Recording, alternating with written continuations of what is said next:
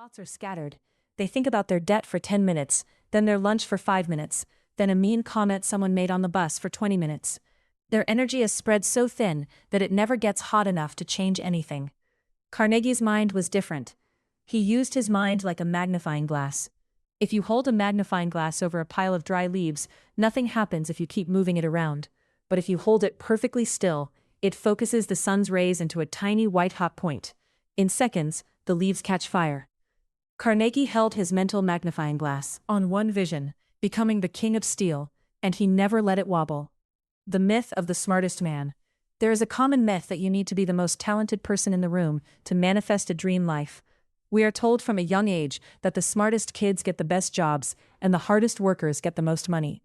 But if that were true, every tired teacher would be a millionaire, and every genius scientist would be a billionaire. The truth is much simpler. The universe doesn't respond to your IQ. It responds to your frequency. Carnegie proved this by surrounding himself with people who were smarter than him. He knew he didn't need to know how the furnace worked. He only needed to keep the radio dial of the entire company tuned to the station of success. He understood that his main job was to protect the feeling of the goal. This is the second pillar. He didn't just think about steel. He felt the power of the bridges his steel would build. He felt the pride of the cities his steel would create. He used emotion as the fuel for his focus.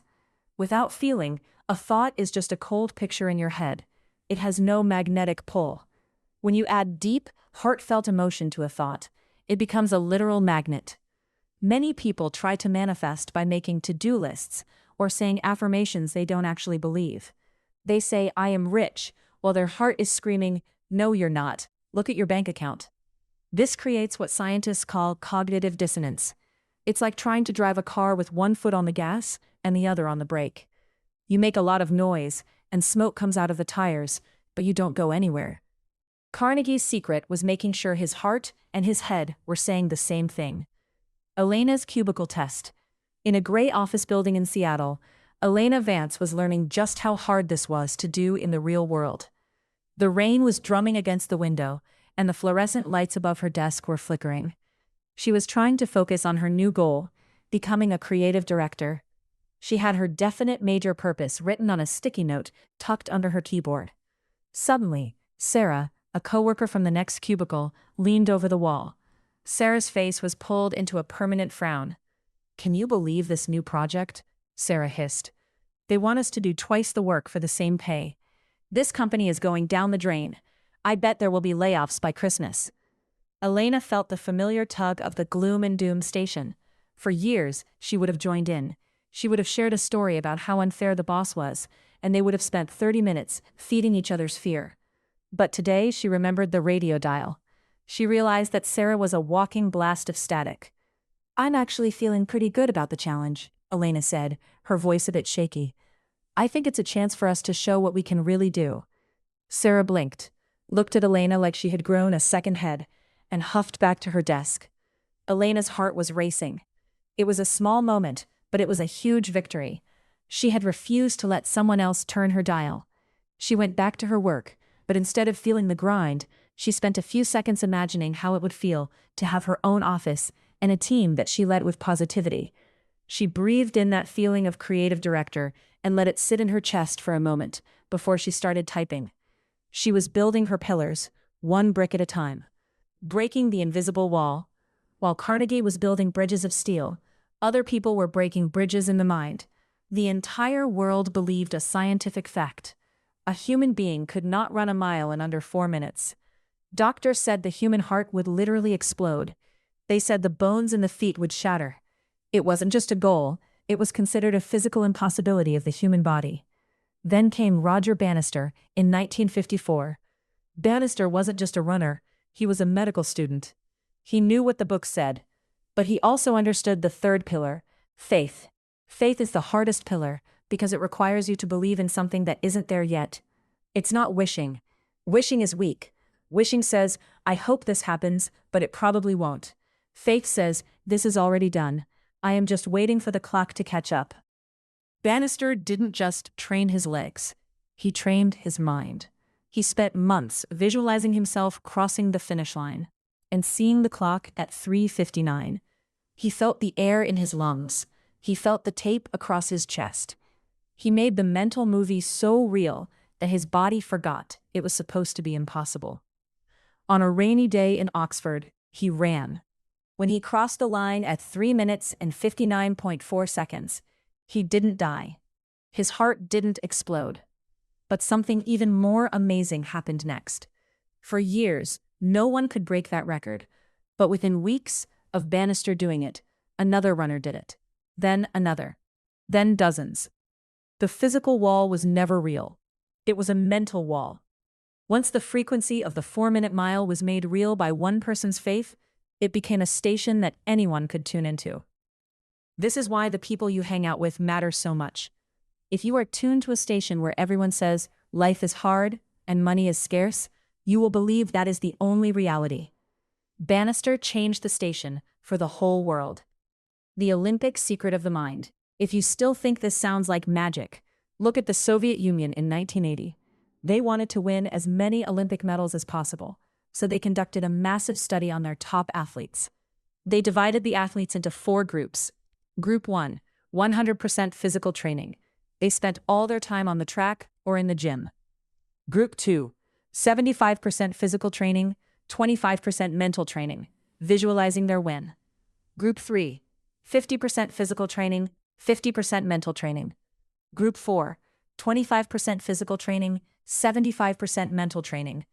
The results shocked the sports world. Group 4, the ones who spent the least amount of time actually moving their bodies and the most amount of time focusing and feeling the win, showed the greatest improvement. Why?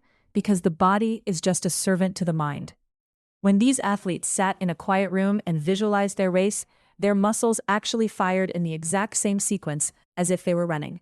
Their brains couldn't tell the difference between the real race and the imagined one. They were building the vibrational frequency of a gold medal before they ever stepped onto the field. This is the F3 framework in action. Focus. They chose one specific event. Feeling. They felt the sweat, the crowd, and the heavy weight of the medal around their neck. Faith. They practiced until the win felt like a memory instead of a dream. The 3 pillars, a closer look.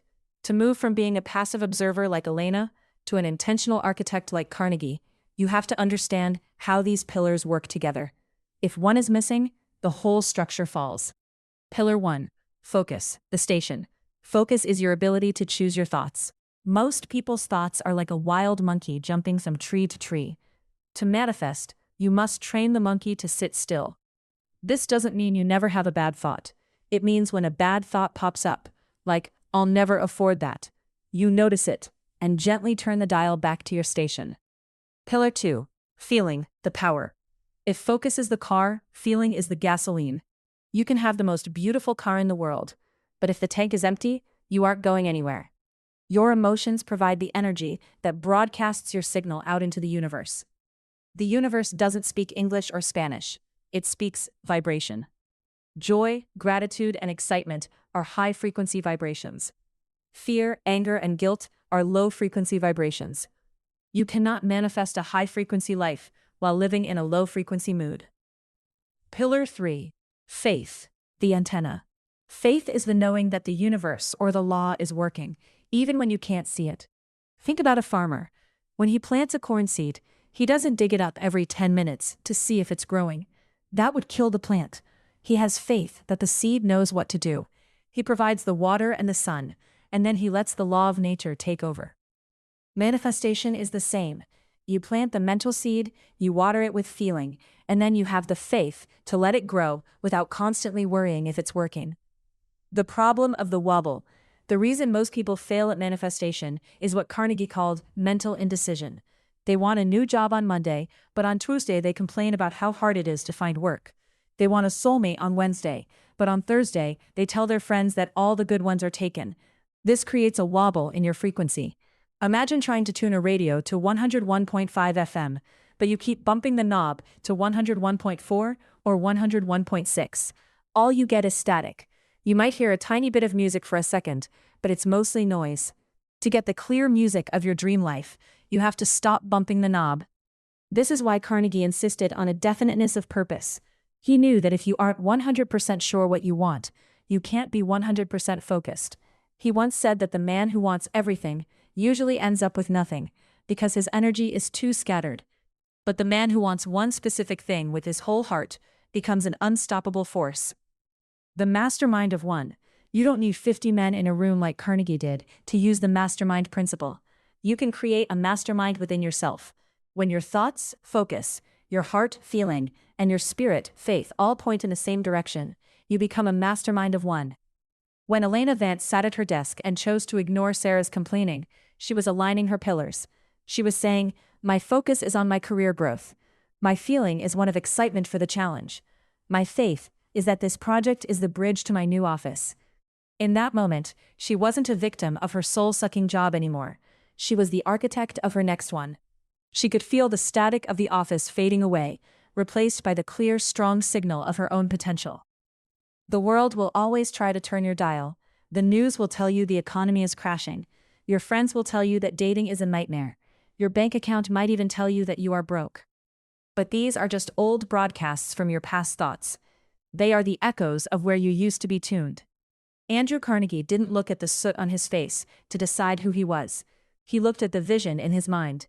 He knew that if he kept his 3 pillars strong, the physical world would eventually have to build the bridges he had already crossed in his heart. As the sun began to set over the rainy Seattle streets, Elena packed up her bag. She didn't feel the usual exhaustion. She felt a strange sense of quiet power. She walked past the final notice bill on her kitchen counter, without the usual spike of panic. She didn't ignore it, but she didn't tune into its frequency either. She knew that a different station was playing, and she was finally starting to hear the music. Chapter 3. Rewiring the Subconscious Blueprint. Henry Malazan was a man who lived in a permanent present. In 1953, a doctor performed a surgery on Henry's brain to stop his seizures. The surgery worked, but it had a strange side effect. Henry could no longer make new memories. If you walked into his room and introduced yourself, he would be polite and chatty. But if you stepped out to get a glass of water and came back a minute later, he would have no idea who you were. To Henry, every person was a stranger, and every day was a brand new world where nothing from the past stuck. He seemed like the least likely person to ever learn a new skill. After all, how can you learn if you can't remember the lesson? Scientists at the time believed that the mind was like a single filing cabinet. They thought that if the memory maker was broken, the whole system stopped working. Henry was a man without a history, living in a quiet, lonely gap in time. A young researcher named Dr. Brenda Milner wasn't so sure. She decided to try a simple test. She gave Henry a piece of paper with a drawing of a star on it. The star had 2 outlines, one inside the other. Henry's job was to trace the space between the lines. The catch was that he had to do it while looking at his hand in a mirror. If you've ever tried this, you know it's incredibly frustrating. Your brain wants to move the pencil left, but the mirror shows it moving right. It takes a lot of practice to get it right. Dr. Milner had Henry practice this every single day. Every morning, Henry would look at the star and say he had never seen it before. He would tell the doctor he had never tried the exercise in his life. Yet something strange happened. Even though Henry's conscious mind was a blank slate, his hand was getting better. By the 3rd day, he could trace the star perfectly, without making a single mistake. Henry looked down at his own hand in shock. He told the doctor, "I thought this would be difficult, but I seem to be doing it quite well." He had no idea he had practiced it hundreds of times. This was the moment the world of science changed forever. It proved that we have 2 very different minds. We have the conscious mind, which thinks and remembers facts. Then we have the subconscious mind, which is like a hidden computer running in the basement. Henry's story is the perfect bridge to understanding why your life looks the way it does right now. You might think you are in control of your day, but you are actually like Henry. You are being guided by a hidden hand that remembers things you have long forgotten. This hidden hand is your subconscious blueprint. The 95-5 rule of reality. Your brain is the most complex machine in the known universe, but it is also very lazy. It takes a massive amount of energy to think new thoughts or make new decisions. To save energy, your brain automates almost everything you do. Scientists call this the 95-5 rule. This means that about 5% of your day is run by your conscious mind, the part of you that sets goals, makes to-do lists, and decides to go on a diet. The other 95% is run by the subconscious, This part of your mind is responsible for your heartbeat, your breathing, and how you brush your teeth. But it's also responsible for your vibrational frequency. It controls how you react to a bill in the mail, how you feel when you meet a stranger, and what you expect to happen when you apply for a job. If your conscious mind, the 5%, is shouting, "I want to be a millionaire," but your subconscious mind, the 95%, is whispering, "We are poor and money is scary," who do you think is going to win? The subconscious is a giant, and the conscious mind is a tiny rider sitting on its back. If the giant wants to go left, the rider is going left, no matter how much he pulls on the reins. This is why manifestation feels like such a struggle for most people. They are trying to think their way into a new life using only 5% of their power. They focus on their radio dial, trying to tune into a station of wealth or love. But the subconscious is like an echo chamber of the soul. It takes every old fear, every mean word a teacher said to you, and every time you saw your parents worry about money, and it echoes them back into the universe. The universe doesn't respond to what you want. It responds to what you are. And what you are is mostly defined by that hidden 95%. To change your frequency, you have to stop trying to fix the radio and start changing the echoes inside the chamber. The elephant and the invisible rope. To understand how these echoes get trapped in your mind, we can look at how trainers used to handle circus elephants.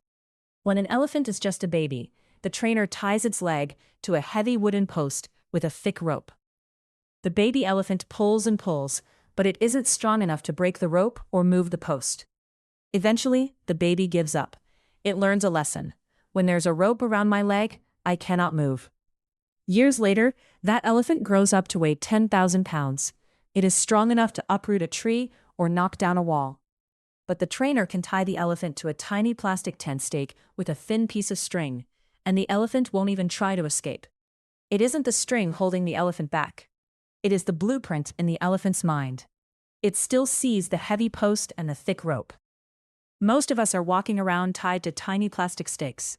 We stay in jobs we hate, we accept toxic partners, and we stay in debt because our subconscious remembers a time when we weren't strong enough to change things. These memories aren't just thoughts. They are like physical ruts in a dirt road. Once a wagon wheel gets stuck in a rut, it's very hard to steer it anywhere else. This is what scientists call conditioned helplessness. It is a protective move by the brain. Your subconscious doesn't care if you are happy. It only cares that you are safe. To your subconscious, safe means exactly like yesterday. If you survived yesterday while being broke and lonely, the subconscious thinks, "Great, let's do that again today." When you try to manifest something new, your subconscious sees it as a threat to the routine. It creates resistance to keep you tied to the stake. The echo chamber of the soul. The subconscious mind doesn't have a sense of humor, and it can't tell the difference between a real event and a story you tell yourself. It just accepts everything as the truth. Think of your life as a large, empty cavern. Every experience you had between the ages of birth and 7 years old was like a loud shout into that cavern. Your brain was in a state that was almost like being under hypnosis. You didn't have a filter to decide what was true or false. You just absorbed everything. If you heard your mother sighing while looking at a stack of bills, that was a shout. If a kid on the playground told you that you were weird, that was a shout. If you saw your father work until he was exhausted and still have nothing to show for it, that was a shout. Now that you are an adult, those shouts have become permanent echoes. You might be sitting in a nice restaurant, but the echo in your soul is saying, "We shouldn't spend this much." You might be on a date with someone wonderful, but the echo is saying, "They're going to leave you just like everyone else." These echoes create your frequency. They are the static on your radio station. You can try to use Andrew Carnegie's mastermind principle or Nikola Tesla's resonance tricks, but if the echo chamber is filled with "I am not enough," you will keep attracting not enough into your life. Elena Vance sat in her favorite corner cafe, but she wasn't enjoying her coffee. She had a notebook open in front of her, and for the first time, she wasn't writing a to-do list. She was tracing the ruts in her own road. She had spent the last week trying to be more positive, but every time she felt a spark of hope, a wave of cold anxiety would wash it away. She closed her eyes and thought back to 1995. She was 8 years old, hiding behind the sofa. She could hear the muffled sounds of her parents arguing in the kitchen. It was always the same topic: the credit card bill. Her father's voice was sharp, and her mother was crying. Little Elena had made a silent vow that day. Money is a monster that hurts people. I will never let it get close to me. As the adult Elena wrote this down in the cafe, she felt a chill. She realized she had been manifesting just enough to survive, because her subconscious was actually protecting her from the monster. She had $15,000 in debt, not because she was bad with money, but because her internal blueprint was designed to push money away the moment it threatened to become too much. Her echo chamber was still playing a recording from 1995. The biology of belief. For a long time, people thought our genes were our destiny. They believed that if your parents were anxious or poor, you were wired to be that way too. But modern science, led by people like Dr. Bruce Lipton, has found something much more exciting. This field is called epigenetics. Dr. Lipton discovered that our cells don't just follow a fixed script. They react to their environment. More importantly, they react to what the brain thinks the environment is. If you believe the world is a dangerous place, your brain sends out chemicals that put your cells in protection mode. In this mode, your cells stop growing and start walling themselves off. On the other hand, if you believe the world is full of opportunity, your brain sends out chemicals like oxytocin and growth hormones. Your cells go into growth mode. They open up, they repair themselves, and they thrive. This means that your beliefs are literally changing the chemistry of your body. When you change your subconscious blueprint, you aren't just thinking happy thoughts. You are changing the biological signals that run your life. You are moving from a state of survival to a state of creation. How to starve the old echoes. You might be wondering how to change a blueprint that has been there for decades. If the subconscious is so powerful, are we just stuck with whatever happened to us when we were kids? The answer is no. But you can't change it by arguing with it. You change the subconscious through two main things: repetition and emotional impact. Think of your brain like a garden. The old negative thoughts are like weeds. You can't just tell a weed to stop growing. You have to stop watering the weeds and start planting new seeds. This is a process called neural pruning. In your brain, neurons that fire together wire together. Every time you think a scarcity thought, you are strengthening that wire. But the brain is also very efficient. If you stop using a certain pathway, the brain will eventually prune it away to save energy. It's like a path in the woods. If people stop walking on it, the grass grows back, and the path disappears. To rewire your blueprint, you have to do three things. Identify the root. Like Elena, you have to find where the shout came from. You can't fix a leak if you don't know where the pipe is broken. Interrupt the pattern. When you feel a negative echo starting, like that feeling of, I can't afford this, you have to catch it. You don't judge it, you just notice it. You say, oh, there's that old 1995 recording again. Flood the chamber. You have to provide a new sound that is louder and more emotional than the old one. This is why feeling is so important in manifestation. A dry, boring affirmation like, I am wealthy, won't do anything. You have to find a thought that makes your heart beat faster or gives you goosebumps. The mirror of the mind. Remember patient HM and the star? He learned because of repetition. He didn't need to remember the lesson consciously for it to become a part of his reality. Your subconscious is exactly the same. It is learning right now, whether you want it to or not. Every movie you watch, every song you listen to, and every conversation you have is programming your basement computer. Most people are passive observers who let the world program them. They watch the news, fear, listen to sad songs, heartbreak, and complain with coworkers, scarcity. To become an intentional architect, you have to be the gatekeeper of your mind. You have to feed your subconscious a steady diet of the reality you want to see, even before it exists. You have to act like the woman Florence Scovel Shinn talked about, the one who bought curtains for a house she didn't own yet. She was telling her subconscious, the new house is real, make room for it. When you start doing this, something amazing happens. The resistance begins to fade. The giant, your subconscious, stops fighting the rider and starts walking in the same direction. Suddenly, you don't have to try so hard to manifest. Opportunities start finding you. You accidentally meet the right person. You happened to see a job posting. These aren't accidents. They are the result of a blueprint that has finally been updated. Elena put her pen down. Her hand was a little shaky, but she felt a strange sense of relief. For years, she had blamed herself for being lazy or unlucky. Now she realized she was just operating on an old operating system. She looked at her coffee cup and whispered, "Money is not a monster. Money is a tool for freedom." She didn't feel like a millionaire yet. She still had the debt, and she still had the cramped apartment. But as she walked out of the cafe into the Seattle rain, she didn't hunch her shoulders against the cold. She stood a little taller. She knew that the echo chamber was finally starting to change its tune. The path in the woods was still there, but she was finished walking on it. The process of rewiring isn't an overnight fix. It's a daily practice of choosing a new sound. But as Henry Molaison proved, your hidden hand is always learning. And once the subconscious accepts a new truth, your physical reality has no choice but to follow. Now that we understand the why behind our blocks, we can start looking at how to move through the invisible wall of resistance that pops up the moment we try to change. Because as soon as you start changing that blueprint, the old version of you is going to put up a fight. Chapter 4. Resistance. The invisible wall between you and your desires. About 70% of people who suddenly win a giant pile of money, like a lottery jackpot, lose every single cent within a few years. It sounds like a mistake. You would think that having $20 million would fix every financial problem for 100 years. But for most of these winners, the money vanishes. They buy cars they don't need, they give it away to people who don't care about them, or they make bad deals that fall apart. This happens because of a hidden wall inside the mind. When someone gets what they want, but their inside world hasn't changed, the mind gets scared. It feels like the person is out of place.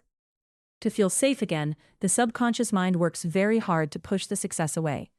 It wants to go back to the normal feeling of being broke or struggling. This is called resistance. It is the invisible wall that stands between the life you have and the life you want. The woman who had no room. In 1925, the streets of New York City were filled with the sound of horse carriages and the first loud engines of Model T Fords. Deep in the heart of the city, an artist and teacher named Florence Scovel Shinn sat in her studio. She was known for a very strange skill. People came to her when their lives were stuck. They came when they had tried everything else and failed. One afternoon, a woman walked into the studio, looking tired and frustrated. We can call her Martha. Martha had a big dream. She wanted a new house. She had spent years looking at photos of beautiful homes with big windows and gardens. She prayed for a house every night. She wrote about the house in her diary. But no matter how hard she tried to manifest it, nothing happened. Martha sat down across from Florence and started to complain. She talked about her current apartment. It was small, the heaters hissed and clanked all night. The wallpaper was peeling, and the kitchen was so tiny she could barely turn around. She hated every inch of it. Florence listened quietly. She didn't offer Martha a tissue or tell her that things would get better. Instead, she said something that shocked Martha. "You are the one keeping the house away," Florence told her. "You have no room for a new house because you are too busy filling your mind with how much you hate your old one." Martha was confused. She thought that wanting to leave her apartment was the whole point. But Florence explained that the universe works like a mirror. If you focus on how cramped and bad your life is, the universe just gives you more cramped and bad feelings. You are tuned into the lack station on your radio dial. Even if a new house tried to come to you, you wouldn't be able to see it because you are too busy looking at the peeling wallpaper. Florence gave Martha a very specific task. She told her to go home and act as if the move was already happening. She told her to cast the burden. This meant she had to stop worrying about how the house would come and start preparing for its arrival. "Go home," Florence said, "and buy something for your new house. Not a big thing, just one thing that shows you believe it is real." Martha went to a locust shop. She didn't have much money, but she found a pair of beautiful white curtains. They were much too big for her tiny apartment windows. They were the kind of curtains you would put in a house with tall, grand windows. She bought them and took them home. She didn't put them up. She didn't have a place for them. Instead, she folded them neatly and put them on a chair where she could see them every day. Every time she looked at those curtains, she didn't feel cramped anymore. She felt prepared. She was telling her mind that the house was a fact, not a wish. A few weeks later, a series of events began to unfold that no one could have predicted. An old relative contacted her about a property that had been sitting empty. Through a chain of lucky breaks, Martha moved into a home that had the exact windows she had imagined. The white curtains fit perfectly. The wall of resistance had come down because she stopped pushing and started preparing. The law of reversed effort. Most of us think that if we want something, we have to pull on it. We think we have to work harder, try harder, and stress more. But in the world of energy, this often backfires. There is a rule called the law of reversed effort. It says that the harder you try to do something with a worried mind, the less likely you are to succeed. Think about a person learning to swim. If they are terrified of the water, they will stiffen their muscles. They will splash their arms and legs wildly. They are trying very hard to stay afloat. But because they are so tense, they sink. It is only when they drop the oars and relax their body that the water naturally holds them up. Resistance is like that tension in the water. It is a pushing energy. When you want money but you feel desperate about your bills, you are pushing. When you want love but you feel lonely and unworthy, you are pushing. The universe doesn't respond to what you want. It responds to how you feel. If you feel like you need something to be happy, you are broadcasting a signal that says, I don't have it. And since the universe is a mirror, it will continue to show you the reality of not having it. This is why things often show up the moment we stop obsessing over them. When we let go, the resistance vanishes, and the station finally comes in clear. Elena and the delete key.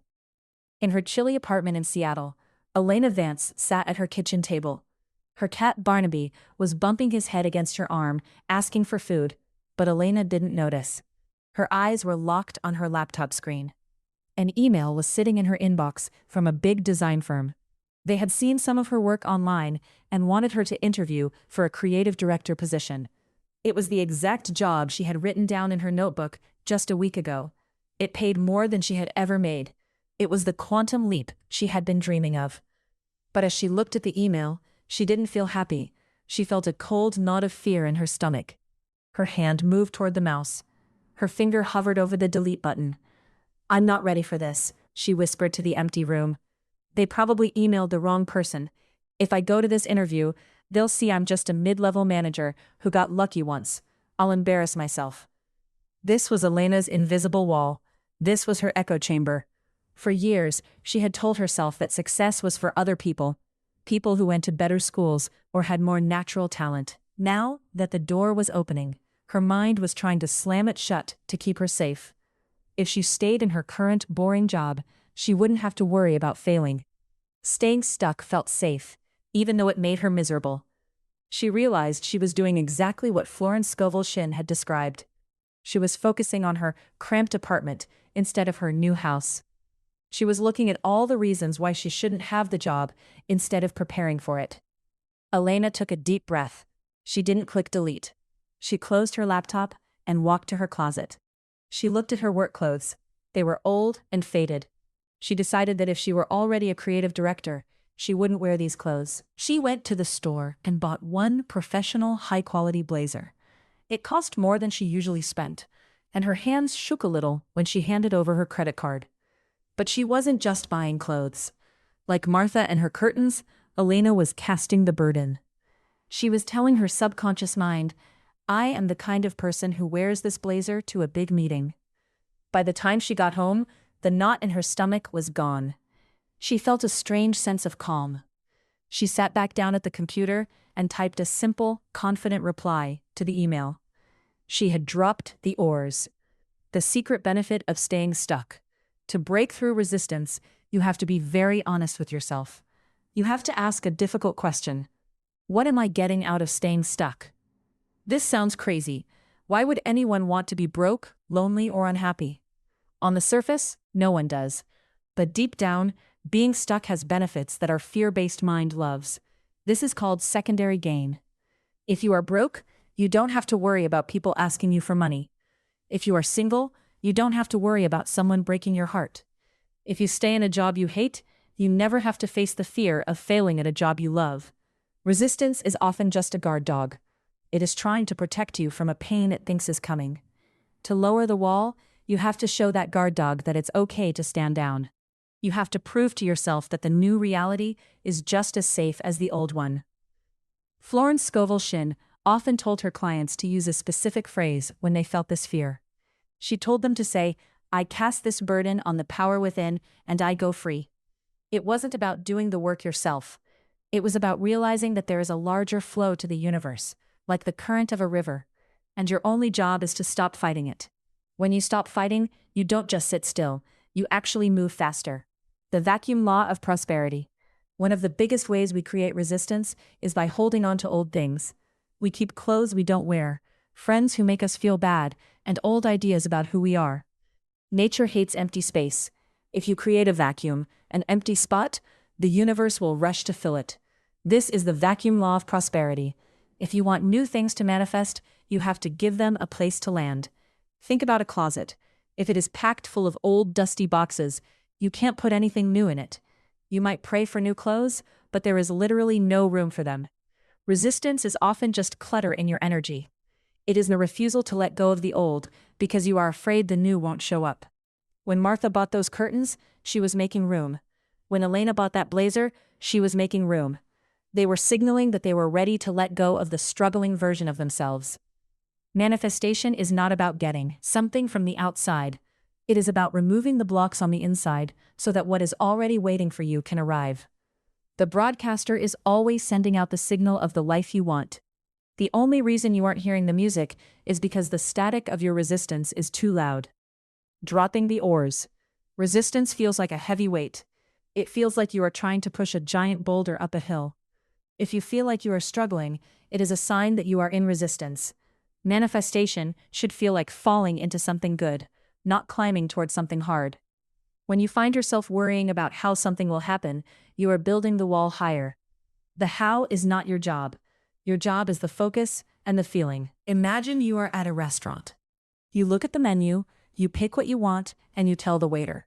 After the waiter leaves, do you run into the kitchen to check if the chef has the right ingredients? Do you stand over the stove and tell him how to turn the dial? Of course not.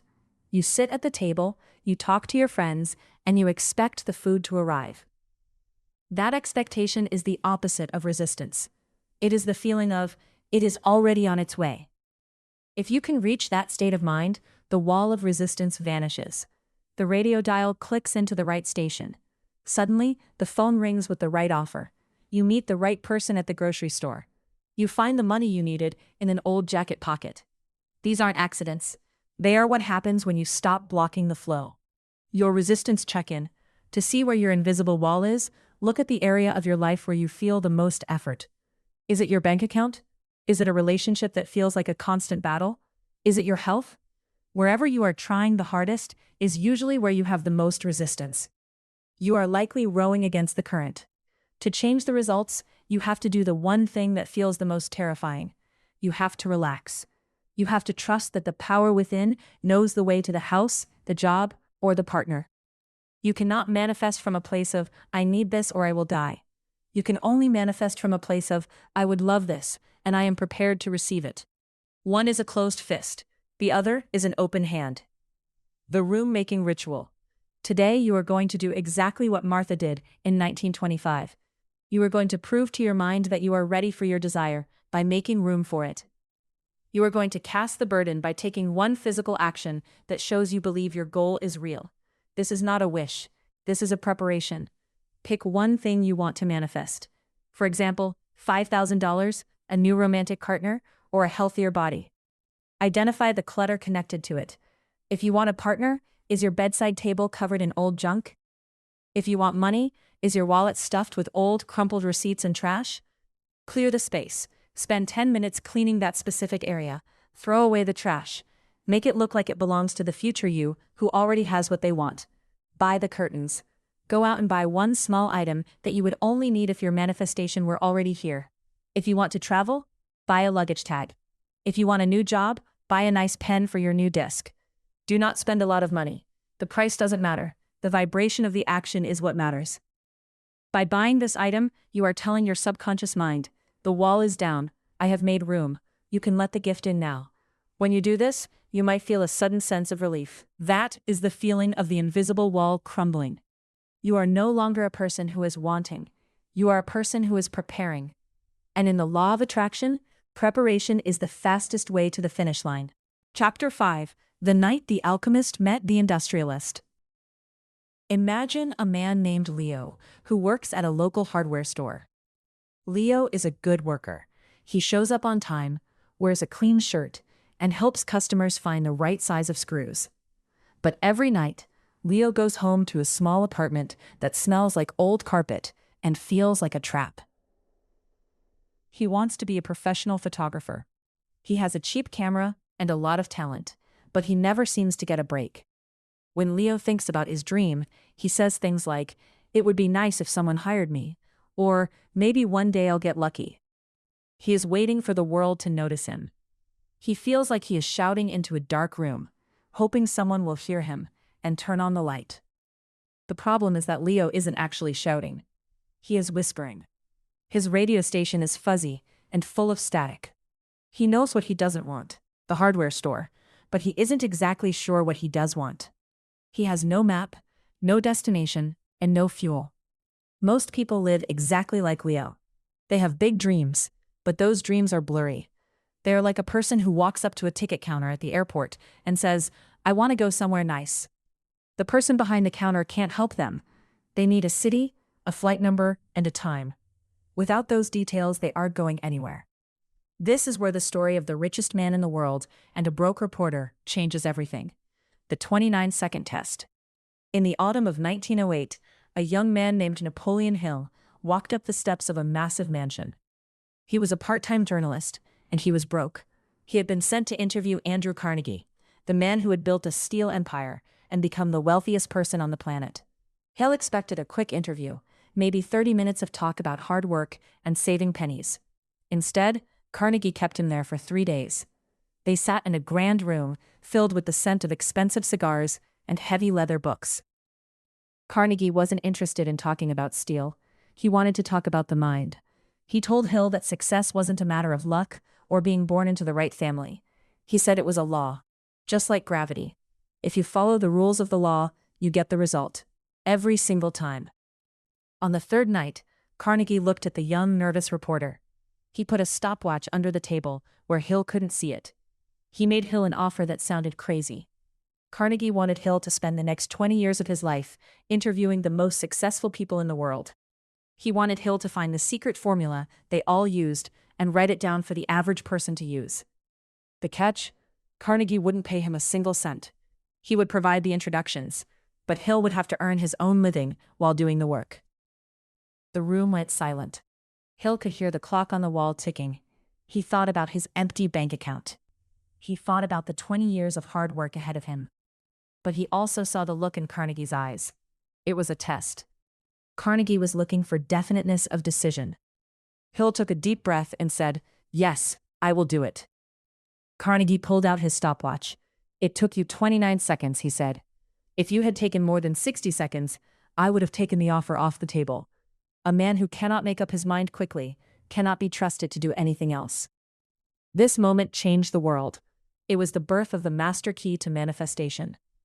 Carnegie knew that the universe does not respond to people who are unsure. It only responds to those who have a definiteness of purpose. Carnegie explained to Hill that most people fail because they are drifters. They let their thoughts float around like a boat with no one at the steering wheel. To manifest anything, money, a new job, or a partner, you must stop drifting. You must decide exactly what you want. Imagine your mind is a magnifying glass, and the sun is the energy of the universe.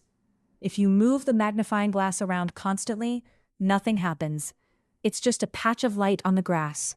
But if you hold that glass perfectly still and focus the sun's rays into one tiny sharp point, you create fire. Your definiteness of purpose is that sharp point. When you tell the universe, "I want more money," that is too blurry. If you find a penny on the sidewalk, the universe has technically given you more money. You got what you asked for, but you aren't happy. You have to be specific. You have to name the amount. You have to name the date. You have to decide what you are going to give in return for that money. Carnegie told Hill that there is no such thing as something for nothing. You are making a trade with the universe. You are trading your focus, your energy, and your service for the thing you want. When you get specific, you are tuning your internal radio dial to a very clear station. You are removing the static of maybe and hopefully. You are moving into the frequency of I am. Elena's bold move. In a small, quiet corner cafe in Seattle, Elena Vance sat with a notebook. The rain was drumming against the window, and her coffee had gone cold. For weeks, she had been reading about these laws, but today felt different. She was tired of feeling like Leo at the hardware store. She was tired of being a drifter in her own life. She thought about her job at the tech firm. She was a mid-level marketing manager.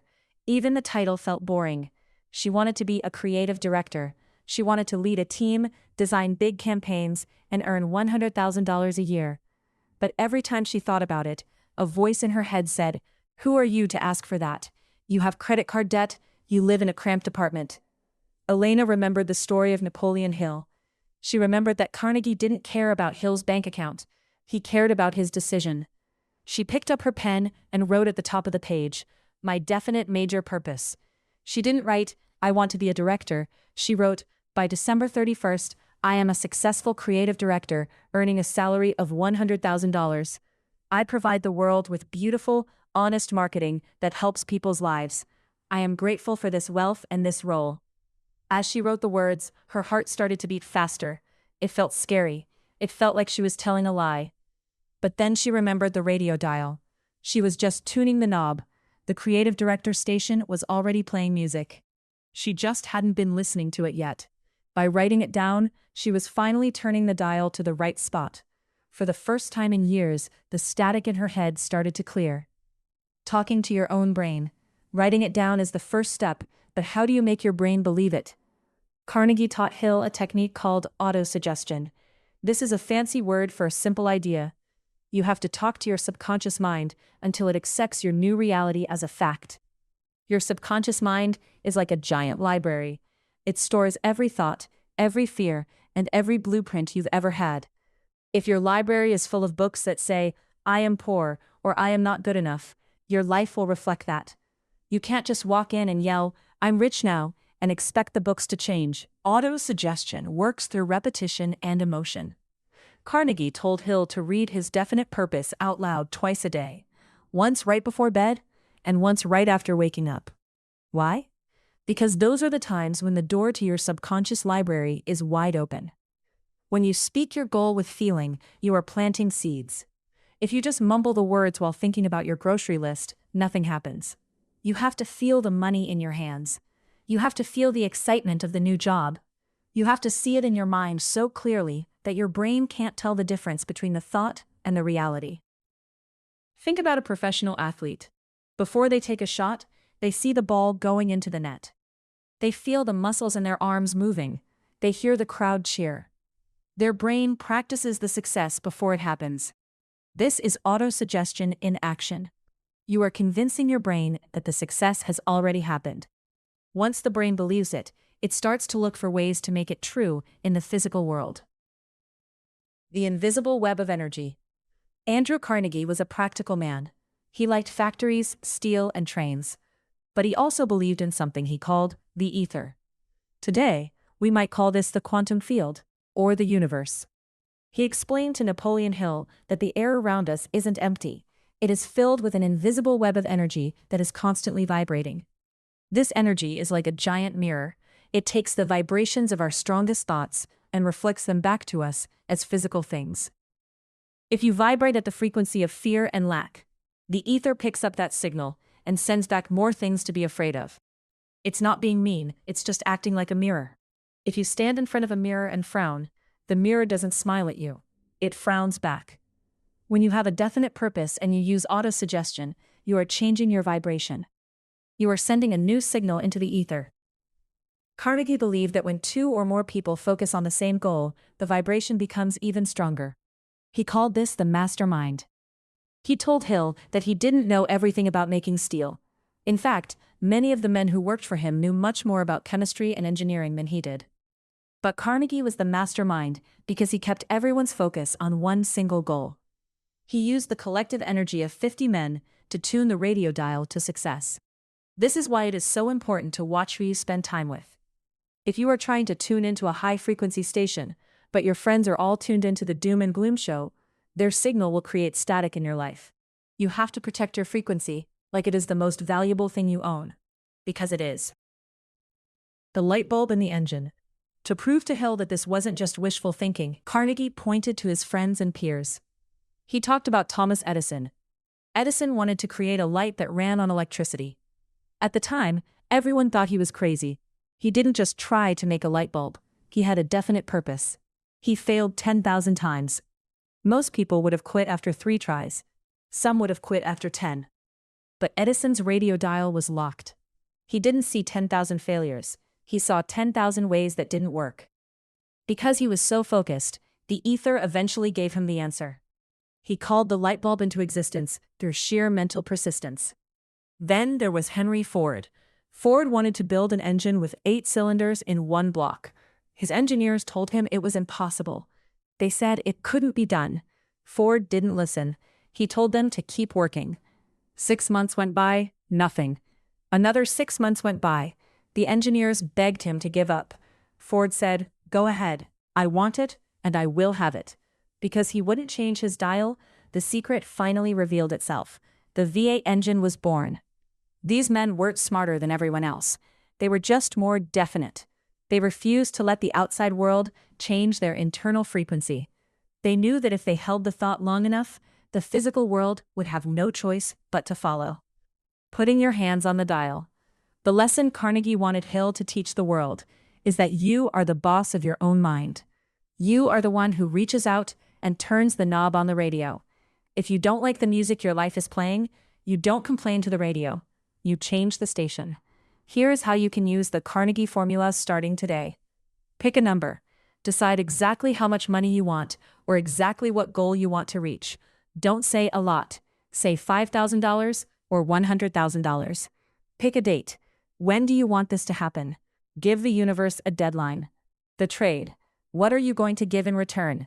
Are you going to be the best employee? Are you going to start a business that helps people? There is no free lunch. Write the script. Write a clear, simple paragraph that combines these 3 things. Start with, "I am so happy and grateful now that." The morning and night ritual. Read this paper out loud twice a day. Close your eyes and see yourself already in possession of the goal. Feel the feelings of success. When you do this, you are engaging in mental chemistry. You are changing the way your brain works. You are training your reticular activating system, the brain's filter, to look for opportunities that match your goal. If you are looking for red cars, you will see red cars everywhere. If you are looking for ways to make $100,000, your brain will start to see opportunities that were invisible to you before. The opportunities were always there, but you were tuned to a different station, so you couldn't hear them. A new way to see the clock. The most important part of the story of Hill and Carnegie isn't the 20 years of research. It's those 29 seconds. We often think that success is something that happens out there after a long time. We think we have to work for years before we can be successful. But Carnegie showed us that success happens in an instant. It happens the moment you make a definite decision.